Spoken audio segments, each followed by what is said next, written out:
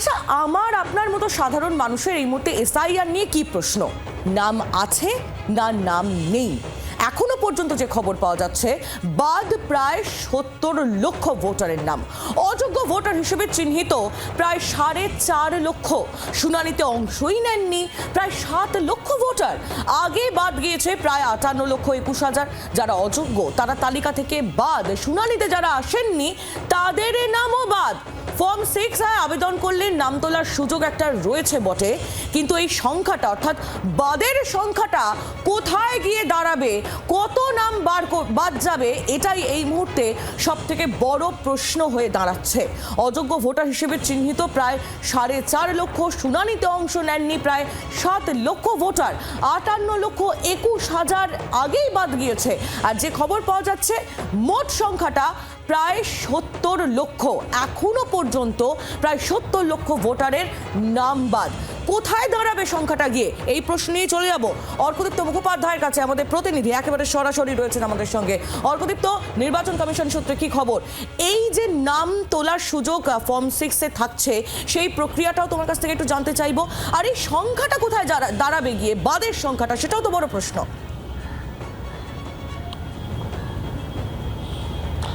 একেবারে সেটাই সব থেকে বড় প্রশ্ন এই মুহূর্তে দাঁড়িয়ে। 28শে ফেব্রুয়ারি আমরা জানি চূড়ান্ত ভোটার তালিকা প্রকাশ হবে, এবং আজকে 20 তারিখ, কালকে 21 তারিখ পর্যন্ত স্ক্রুটিনির ডেট রয়েছে।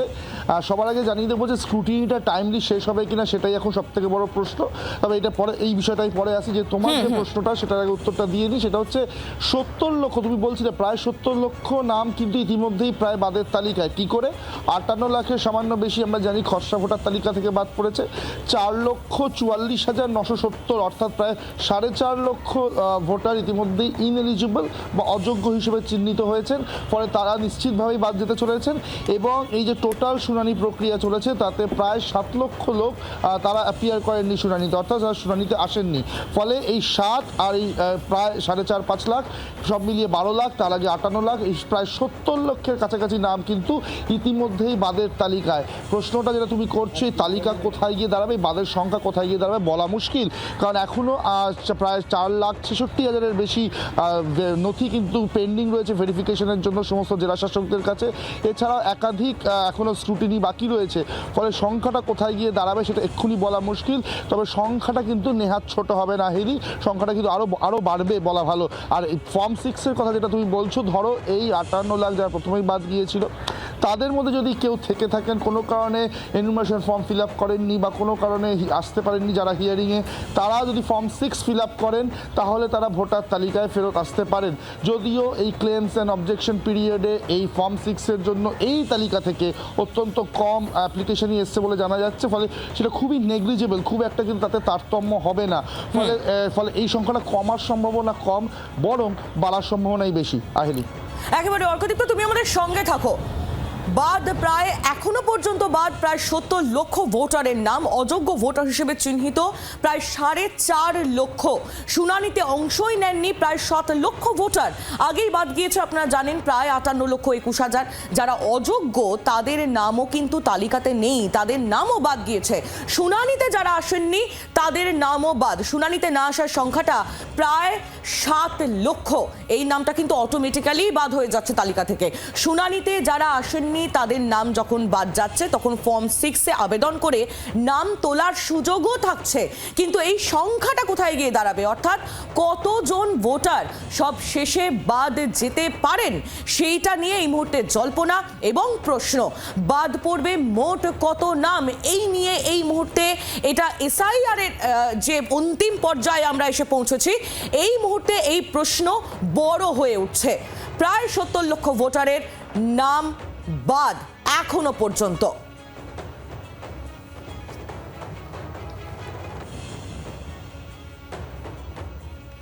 আপনারা জানেন রেজাল্ট আউট, অর্থাৎ চূড়ান্ত ভোটার তালিকা প্রকাশ 28শে ফেব্রুয়ারি।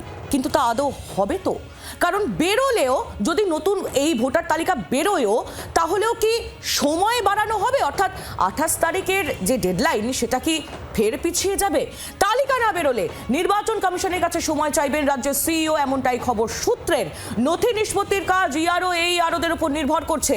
21শে ফেব্রুয়ারির ডেডলাইন, অর্থাৎ আগামীকাল ডেডলাইন, তার মধ্যে সব কাজ শেষ হবে তো?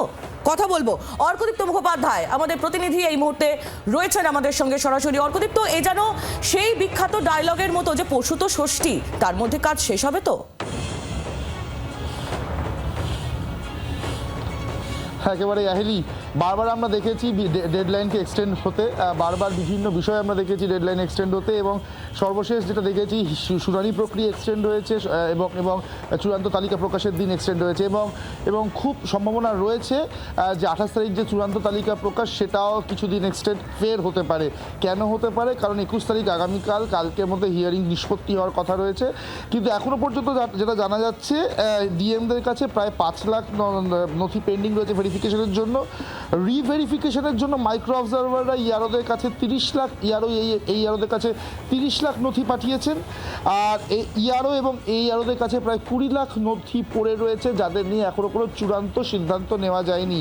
অর্থাৎ 30, 20, 50, ওদিকে প্রায় 5 লাখ, 55 লাখের হিসেব তো এখানেই হয়েছে, এবং আরও বেশ কিছু নথি কিন্তু এখনও পর্যন্ত চেক করা বাকি রয়েছে। ফলে কালকের মধ্যে এই কাজটা শেষ হওয়া সত্যিই কঠিন। যতই প্রযুক্তির ব্যবহার হোক, এখন দেখা শেষ হয় কি না। যদি শেষ না হয়, সিও দপ্তর সূত্রে খবর যে ডিএমরা যে সমস্ত জেলায় শেষ হবে না, সেখানকার ডিএমরা সিও দপ্তরকে জানাবেন সময় বেশি লাগবে বলে, এবং সাবসিকুয়েন্টলি সিও দপ্তর ইসিআইকে জানাবে এই স্ক্রুটিনি প্রসেসের জন্য সময় আর একটু বাড়াতে হবে। যেই মুহূর্তে স্ক্রুটিনি প্রসেসের সময় বাড়বে আহেলি, সেই মুহূর্তে কিন্তু 28 তারিখের ডেটটাও বাড়বে, কারণ স্ক্রুটিনির পরে কিন্তু মাস্টার লেভেল চেকিং হয়ে সেটা যাবে হচ্ছে ইসিআই এর কাছে।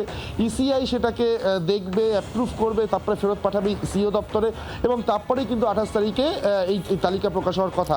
একেবারে অর্কদীপ্ত, তুমি একটু আমাদের সঙ্গে থাকো, একটু রাজনৈতিক প্রতিক্রিয়া নেওয়ার চেষ্টা করবো। তৃণমূল কংগ্রেস নেতা সুদীপ রাহা এই মুহূর্তে রয়েছেন আমাদের সঙ্গে টেলিফোন লাইনে। সুদীপ, সূত্র মারফত যে খবর পাওয়া যাচ্ছে, 4 লক্ষের বেশি নথি যাচাইয়ের কাজ এখনো পর্যন্ত বাকি রয়েছে। আগামীকাল ডেডলাইন, 28 তারিখ আদেও ভোটার তালিকা বেরোবে কিনা সেই নিয়ে একটা সংশয় তৈরি হয়েছে, কি বলবেন? সুদীপ, শোনা যাচ্ছে? আমরা প্রথম থেকেই আমরা বলছি যে এসআইআর এর এই পদ্ধতি সেটা অত্যন্ত ফ্যালাসির সঙ্গে নির্বাচন কমিশন করেছে এবং তাড়াহুড়ো করেছে, এবং গতকালকে আমরা জানতে পারছি যে বহু আনম্যাপড যে লিস্ট, নামের তালিকা, তার মধ্যে বহু বৈধ ভোটারের নাম রয়ে গেছে। সুতরাং আমরা খুব স্পষ্টভাবে প্রথম থেকে যেটা বলেছিলাম যে এই এসআইআর প্রক্রিয়াটাকে নিয়ে তাড়াহুড়ো করতে গিয়ে সাধারণ মানুষের অধিকার নিয়ে কার্যত ছিনিমিনি খেলছে নির্বাচন কমিশন। আমরা দেখব যে কোনো বৈধ ভোটারের নাম যাতে ওরা বাদ দিতে না পারে। আপনারা দেখেছেন সুপ্রিম কোর্টেও তৃণমূল কংগ্রেস সর্বোচ্চ শক্তি দিয়ে লড়াই করেছে এবং আগামী দিনেও করবে। কিন্তু আজকে যে তথ্যগুলো সামনে আসছে, বা যেভাবে আনম্যাপড লিস্টে এত বৈধ ভোটারের নাম রয়ে গেছে, বা এত তালিকা, এত নাম যেগুলো যাচাই করা বাকি পড়ে রয়ে গেছে, এই জন্যই তো আমরা বলেছিলাম যে 2 বছরের প্রক্রিয়াকে 2.5 মাসে করতে গিয়ে বাংলার সাধারণ নাগরিকদের হয়রানি হেনস্থার শিকার আজকে 150-র বেশি মানুষের প্রাণ চলে গেছে। এর দায় নির্বাচন কমিশনকে নিতে হবে। সুদীপ, ধন্যবাদ। তৃণমূল কংগ্রেস মুখপাত্র সুদীপ রাহা ছিলেন আমাদের সঙ্গে টেলিফোন লাইনে। বিজেপির প্রতিক্রিয়া নিয়ে নি, বিজেপি নেতা সজল ঘোষ এই মুহূর্তে রয়েছেন আমাদের সঙ্গে টেলিফোন লাইনে। সজল বাবু, আপনি খানিকটা শুনলেন সুদীপের বক্তব্য, কি বলবেন? দয়া করে সকালবেলা এই সমস্ত মনীষীদের ভাষণ শোনাবেন না, অনুরোধ করছি দয়া করে।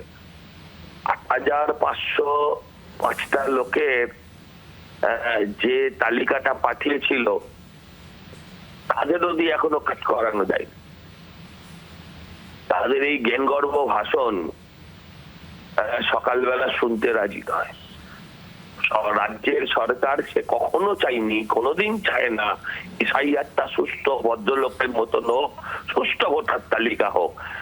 58 লক্ষ যে নাম বাদ গিয়েছে, তাদের মধ্যে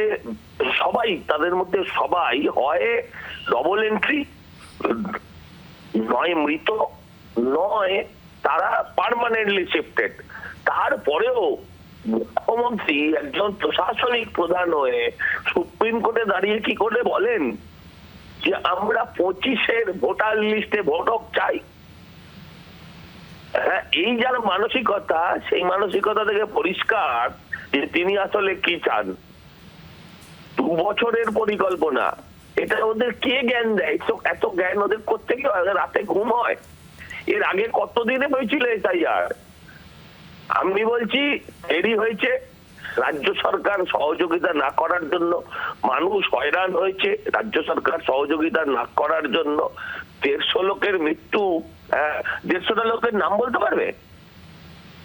আমি বলি আরো কয়েকদিন দেরি হোক, কিন্তু নির্ভুল হোক, একজন বৈধ ভোটারের নাম যেন বাদ না যায়। বোঝাই সেদিকে যাচ্ছে নজর সজল রাখা বাবু হোক। আপনার বক্তব্য। অনেক ধন্যবাদ আমাদের সঙ্গে কথা বলার জন্য। বিজেপি নেতা সজল ঘোষ ছিলেন আমাদের সঙ্গে টেলিফোন লাইনে। আমরা যোগাযোগ করেছি সিপিএম নেতা তথা আইনজীবী সায়ন বন্দ্যোপাধ্যায় এই মুহূর্তে রয়েছেন আমাদের সঙ্গে টেলিফোন লাইনে। সায়ন, 4 লক্ষের বেশি নথি যাচাইয়ের কাজ এখনো বাকি। 28শে ফেব্রুয়ারি চূড়ান্ত ভোটার তালিকা প্রকাশ হবে কি হবে না সেই নিয়ে একটা সন্দেহ, একটা জল্পনা ইতিমধ্যেই শুরু হয়েছে। তৃণমূল কংগ্রেস বলছে আমরা আগেই বলেছিলাম যে এই এসআইআর এর প্রক্রিয়া যথেষ্ট তাড়াহুড়ো করে হচ্ছে। বিজেপি যদিও বলছে নির্বাচন কমিশনের কাজই করছে। আপনি কি বলবেন? দেখুন, এসআইআর প্রক্রিয়াতে ভোটার লিস্টের কাজ যত না মন দিয়ে করা প্রথম থেকে শুরু করা হয়েছিল, তার চাইতে তো বেশি গোটা বিষয়টাকে রাজনৈতিক উদ্দেশ্য প্রণোদিতভাবে একটা খবর করানোর প্রচেষ্টা করা হয়েছিল বিজেপির তরফ থেকে। এটা তো বাস্তব, এবং তৃণমূল তাতে হাওয়া দিয়েছে।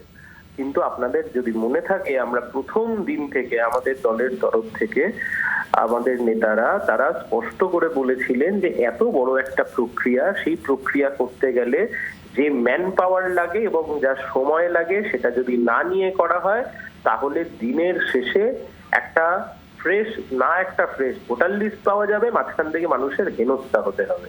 তাহলে আজকের দিনে দাঁড়িয়ে আমরা সেই দিনকে যে কথা বলেছিলাম আজকে তা মিলে যাচ্ছে। ইলেকশন কমিশন যে তাড়াহুড়ো করেছে, ইলেকশন কমিশনের কাছে পর্যাপ্ত ম্যান পাওয়ার নেই, এবং তারা উইদাউট এনি প্ল্যানিং কেবলমাত্র বিজেপির জল গরম করবার জন্য এটা যে করা হয়েছে তা তো দিনের আলোর মতো পরিষ্কার। তাহলে আমরা জানতে চাইছি, ইলেকশন কমিশনের মতো একটা কনস্টিটিউশনাল বডি, সেই কনস্টিটিউশনাল বডিকে যারা ছেলে খেলায় পরিণত করছে, এর দায়িত্ব তাদেরকে নিতে হবে। মানুষের ভোটাধিকার তো খেলনা হতে পারে না। মানুষকে হেনস্থা করে ভোটার লাইনে দাঁড় করিয়ে দাও, তারপর একের পর এক ডেট এক্সটেন্ড করতে থাকো, মানুষের ভোটাধিকারকে অনিশ্চয়তার মধ্যে ঠেলে দাও, কোনো সভ্য গণতান্ত্রিক দেশে এ হতে পারে না। বোঝাই যাচ্ছে সায়ন আপনার বক্তব্য। অনেক ধন্যবাদ আমাদের সঙ্গে কথা বলার জন্য। বাংলার আওয়াজ, বাঙালির আবেগ, জি 24 ঘন্টা।